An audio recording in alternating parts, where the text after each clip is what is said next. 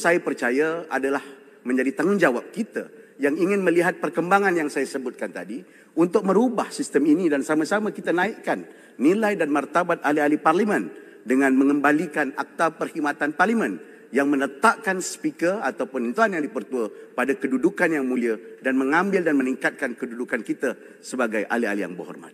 Ahli yang berhormat yang saya kasih sekalian, pada tahun 2018 beberapa jawatan kuasa dan tahun 2019 telah diwujudkan berbanding daripada 5 asas jawatan kuasa pilihan yang telah ada di dalam parlimen.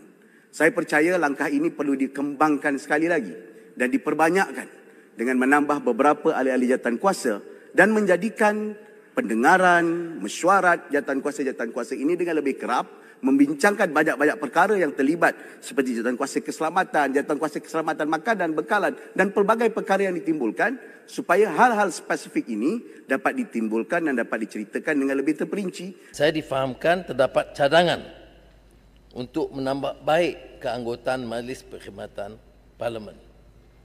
Perkara ini boleh dibuat tanpa pindaan kepada RUU ini dengan menggunakan Peraturan Mesyuarat 76, Peraturan Majlis Mesyuarat Dewan Rakyat.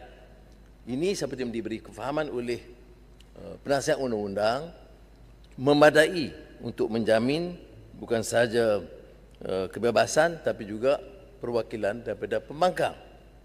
Namun setelah mendengar dan dalam beberapa acara libat urus termasuk dengan wakil pembangkang, kerajaan setuju untuk membuat pindaan dalam jawatan kuasa pada hari esok sekiranya RUU ini diluluskan oleh Dewan dengan memasukkan pindaan bertujuan untuk memperuntukkan bagi penetapan proses pelantikan 2 senator, 4 ahli parlimen ke dalam Majlis Perkhidmatan Parlimen termasuk 2 wakil dari pembangkang.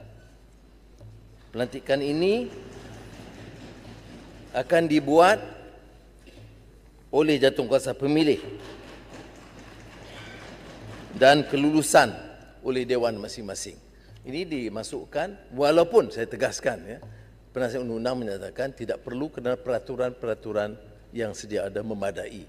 Tetapi untuk menjelaskan dan memenuhi tuntutan dan cadangan pembangkang, kita masukkan kedua-duanya, iaitu 2 wakil pembangkang dan pelantikan oleh jawatankuasa pemilih.